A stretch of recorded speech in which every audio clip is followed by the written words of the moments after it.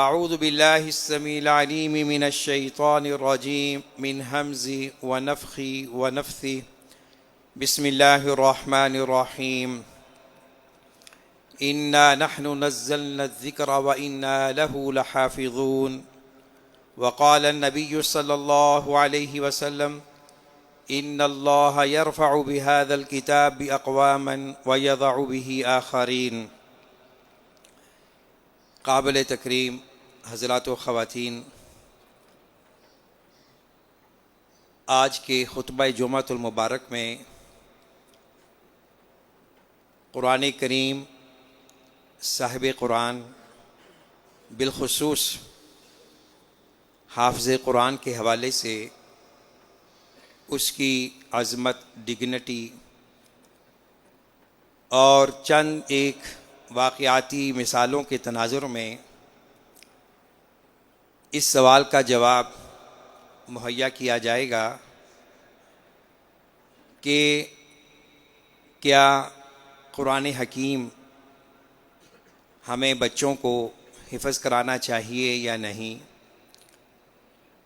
اور اگر اللہ یہ ہمیں سعادت عطا فرما دے تو اللہ کے ہاں دنیا اور آخرت میں اس کا مقام و مرتبہ کیا ہے۔ یہ آج کے خطبے کا مرکزی سوال ہے۔ اللہ رب العالمین جو ساری کائنات کا خالق مالک ہے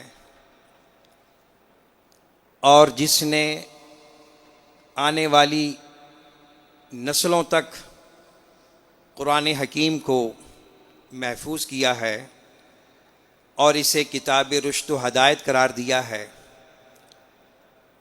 اس اللہ نے اس کی حفاظت کا ذمہ خود لیا ہے۔ انا نحن نزلنا الذکر وانا لہ لحافظون، بے شک یقیناً ہم نے ذکر کو، قرآن حکیم کو نازل کیا اور ہم ہی اس کی حفاظت کرنے والے ہیں۔ قرآن کریم کی حفاظت روز اول سے آج تک اور آج کے بعد سے قیامت تک ایک تسلسل ہے اور تسلسل باقی رہے گا۔ اللہ رب العزت کا یہ کلام، اللہ نے اسے خود ارشاد فرمایا، روح الامین جبریل علیہ السلام کے ذریعے نبینا سیدنا محمد صلی اللہ علیہ وسلم کے سینہ اطہر پر نازل فرمایا۔ تو اللہ اس کتاب کے اولین محافظ ہیں، اور قرآن کریم کی حفاظت کے پھر اللہ نے کئی اسباب، وسائل اور کئی مظاہر کو تخلیق کیا ہے۔ ان میں سے ایک اہم چیز قرآن حکیم کو زبانی یاد کرنا، جسے ہم حفظ کہتے ہیں۔ یہ قرآن حکیم کی حفاظت کا ایک بہترین اور مستند ذریعہ ہے۔ شروع تاریخ اسلام سے آج تک ہر زمان و مکان میں اور ہر قریہ، بستی، شہر، ملک میں سینکڑوں، ہزاروں نہیں، لاکھوں نہیں، کروڑوں کی تعداد میں ایسے افراد امت کا وجود رہا ہے اور رہے گا جن کے سینوں میں قرآن حکیم محفوظ ہے، اور یہ دنیا کی وہ واحد کتاب ہے جو ہمہ وقت ہر جگہ کثرت کے ساتھ پڑھی جاتی ہے، سنائی جاتی ہے اور سنی جاتی ہے۔ اور قرآن حکیم کو یاد کرنا، یہ اعزاز آخرت کے اعتبار سے تو ہے ہی، دنیاوی اعتبار سے بھی حاملین قرآن کے لیے بڑی خصوصیات ہیں، امتیازات ہیں۔ اور ایک اہم چیز جو اللہ رب العزت نے اس آیت میں فرمائی، انا نحن نزلنا الذکر وانا لہ لحافظون، ہم ہی اس کی حفاظت کرنے والے ہیں۔ اللہ رب العزت نے اپنی یہ صفت کسی حد تک ان خوش نصیب لوگوں میں بھی ودیت کر دی ہے جن کا تعلق قرآن حکیم کے ساتھ ہے۔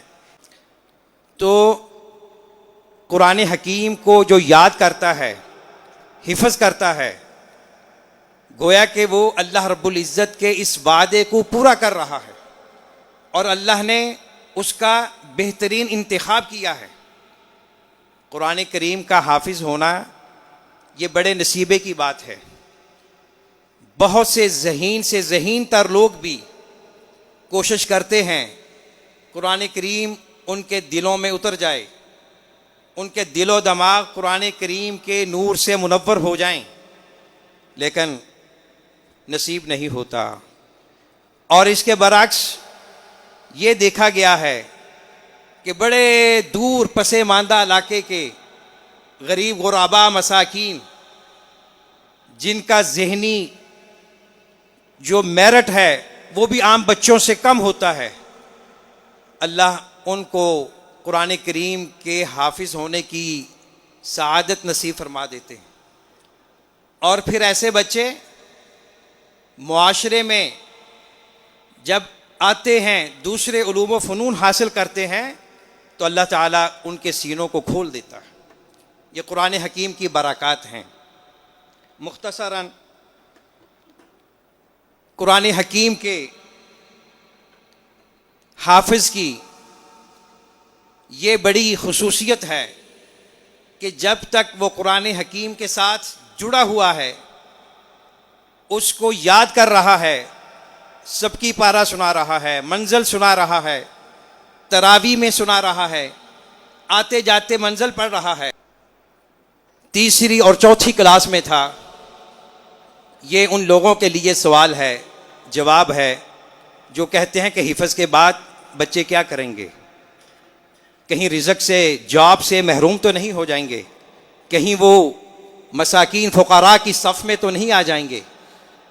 میری بڑی ہمشیرہ، اللہ تعالیٰ اسے صحت و عافیت عطا فرمائے، وہ ایک دینی درس میں پڑھ رہی تھی، اور اس نے مجھے استخارہ کر کے، مشورہ کر کے ایک حفظ کے مدرسے میں داخل کرا دیا، ام المدارس گلبرگ فیصل آباد میں۔ آج بھی وہ ادارہ بڑا معروف ہے، کبھی اس کی بڑی شہرت ہوتی تھی۔ ہمارے گھر سے 1 منٹ کی مسافت پر ہے۔ داخل کرا دیا گیا، گھر والے حیران، رشتہ دار کہ یہ کیا ہوا۔ میں ایک بار اپنے ننہال گیا، میرے نانا محترم رحمہ اللہ کہنے لگے، بیٹا طاہر، کھاؤ گے کہاں سے، کماؤ گے کیا، کیا کرو گے؟ یعنی کیونکہ ساری family business related to business ہے، اور ان خاندان میں یہ پہلا چانس تھا کہ کوئی بچہ حافظ قرآن بنے۔ تو میری ہمشیرہ نے کہا کہ والدین کو بھی بتایا، ان کو بھی قائل کیا۔ الحمدللہ ہم 9 بہن بھائی تھے اس وقت، تو میں سب سے چھوٹا تھا بھائیوں میں۔ تو کہا کہ باقی بھائی کما رہے ہیں، انشاءاللہ اللہ تعالیٰ اسے بھی رزق دے گا، آپ اس کی فکر نہ کریں۔ چل سو چل اللہ نے یہ مجھے اعزاز بخشا، میں نے پرائمری لیول ہی سے قرآن کریم کو یاد کیا، اور جس استاد محترم نے مجھے پڑھایا وہ مجھے بطور اعتزاز یہ کہتے تھے کہ طاہر تو میرا واحد شاگرد ہے جو مار کے بغیر پڑھا ہے۔ بہت سے والدین سوال کرتے ہیں، قاری صاحب ماریں گے تو نہیں؟ ہرگز نہیں، یہاں کا ماحول تشدد، مار پٹائی سے بالکل آزاد ہوگا انشاءاللہ، پاک ہوا۔ وہ زمانہ گیا کہ جب پڑھائی مار کے ذریعے ہوتی تھی۔ ہم نے خود دیکھا، ہمارے استاد محترم کے پاس ہینٹر پڑا ہوتا تھا، ہینٹر سمجھتے ہیں نا، پلاسٹک کے پائپ میں زنجیر، بڑی زنجیر، ان لوگوں کے لیے جو سختی کے مستحق ہوتے تھے، ڈراوا ایک ہوتا تھا۔ یہ ضروری نہیں ہے کہ مار ہی کے ذریعے قرآن یاد کرایا جائے، مار کے بغیر بھی بہت سے لوگوں نے حفظ کیا ہے، اور انشاءاللہ یہی کلچر ہم یہاں ڈیولپ کریں گے۔ حفظ کے بعد الحمدللہ میں نے عصری تعلیم حاصل کی، middle, matric, F A, B A تک میں نے پرائیویٹ مراحل طے کیے، اور حفظ کے بعد مجھے میرے استاد محترم نے جامعہ تعلیمات اسلامیہ میں داخل کروا دیا۔ اس کی برانچ ہمارے محلے ہی میں تھی، جناح کالونی کے قریب، پھر وہ ہمارے گھر کے قریب آ گئی گلبرگ اے میں، تو وہاں الحمدللہ دینی تعلیم کا آغاز ہوا، اور ساتھ ساتھ میں پرائیویٹ یہ مراحل طے کرتا رہا۔ اور بی اے میں امتحان دے رہا تھا تو میرا مدینہ یونیورسٹی داخلہ ہو گیا الحمدللہ، اور وہاں پھر میں نے 15-16 سال بی ایس سے لے کر پی ایچ ڈی تک وہاں تعلیمی مراحل مکمل کیے، اور اس دوران اللہ تعالیٰ نے مجھے بہت سے ممالک کا وزٹ کرنے کی توفیق عطا فرمائی، یو کے، U S A, France, Germany وغیرہ۔ کس وجہ سے؟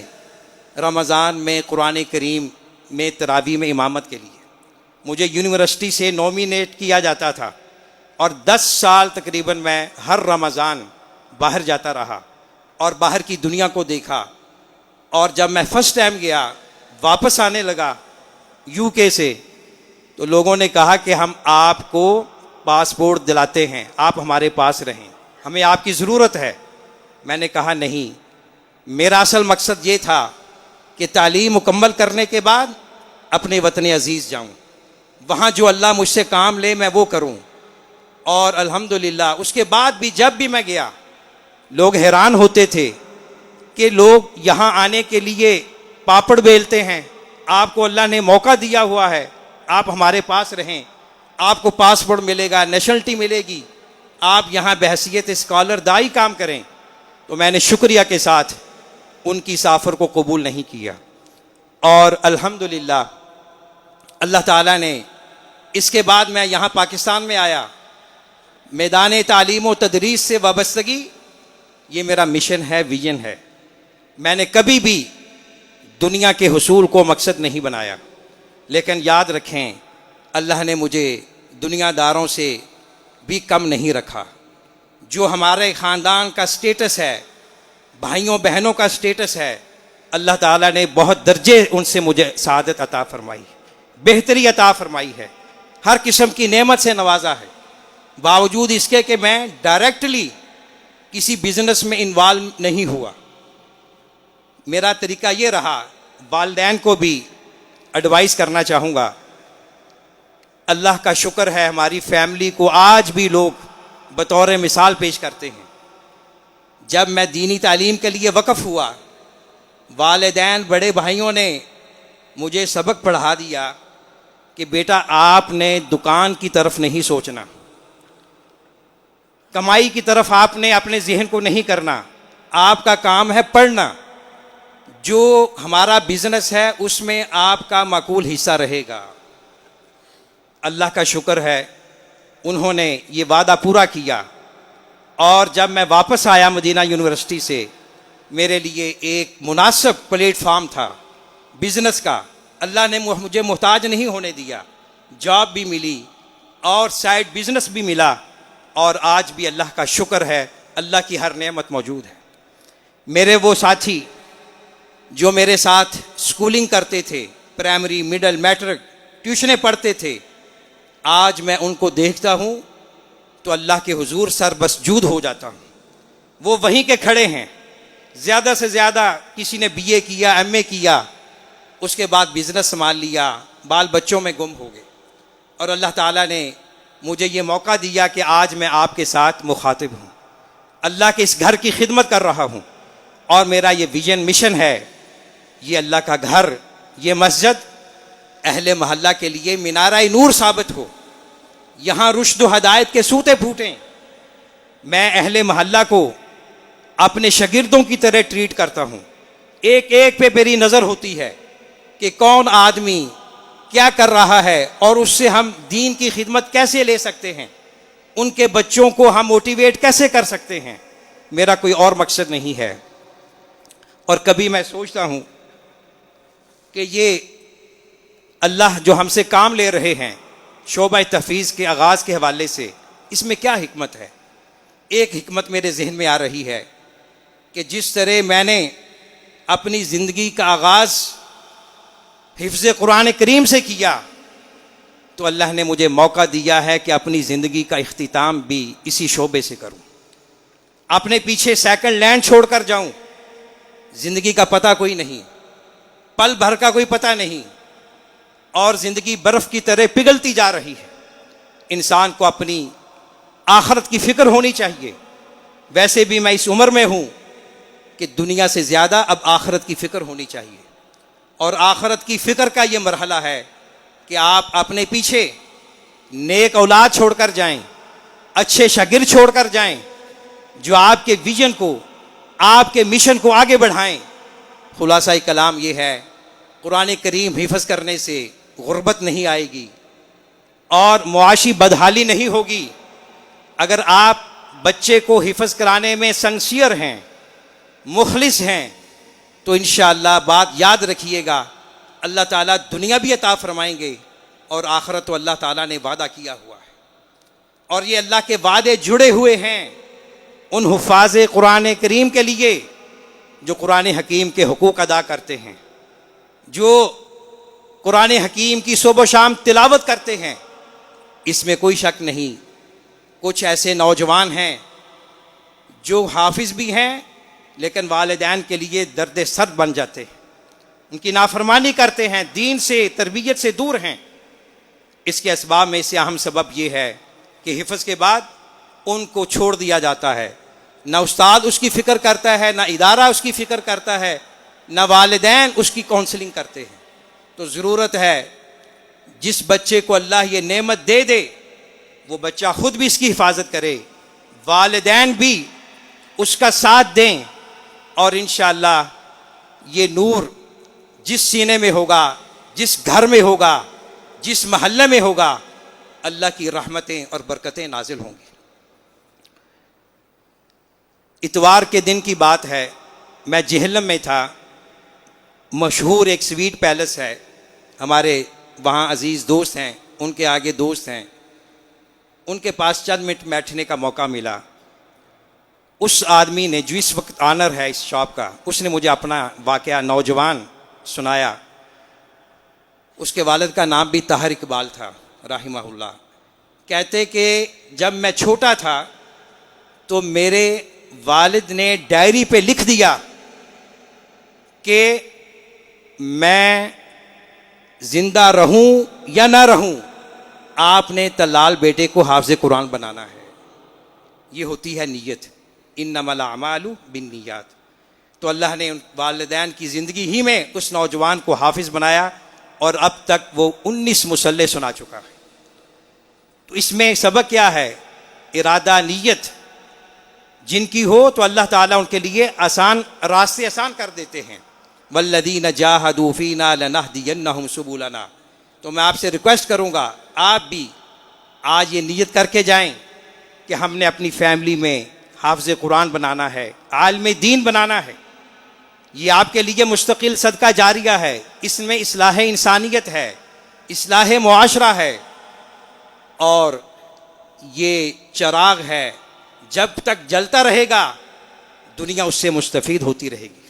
میں یہ نہیں کہتا کہ آپ صرف اسی مسجد میں داخل کروائیں، جہاں بھی موقع ملتا ہے، جہاں بھی آپ کے لیے آسانی ہے، لیکن بالخصوص وہ فیملیز جو اللہ نے ان کو خوشحالی عطا کی ہے، آسودگی عطا کی ہے، وہ اپنے بچے کو، بچے بچی کو، نواسے نواسی، پوتے پوتی کو اس طرف لگائیں، اور یہ خدمت انسانیت کا بہترین مظہر ہوگا۔ اس سے ہماری اصلاح بھی ہوگی، گھروں میں نور آئے گا، اور اس کا امپیکٹ پورے معاشرے میں ہوگا، اور انشاءاللہ حافظ قرآن کی دنیا اس کی عظمت فضیلت کا اعتراف کرے نہ کرے، لیکن اللہ کے ہاں اس کا سٹیٹس کیا ہے؟ اہل اللہ و خاصتہ۔ یہ کسی اور محدث، فقیہ، فلسفی کے حق میں نہیں، وہ لوگ جن کے دلوں میں نور قرآن مبین ہے، اللہ نے اسے اپنی فیملی قرار دیا ہے۔ یہ خاصان خدا ہیں، اللہ کے جو مقربین بندے ہیں، یہ ان لوگوں کی صف میں ہوتے ہیں، فرشتوں کے ساتھ ہوتے ہیں، اور فرشتے ان کی حفاظت کرتے ہیں۔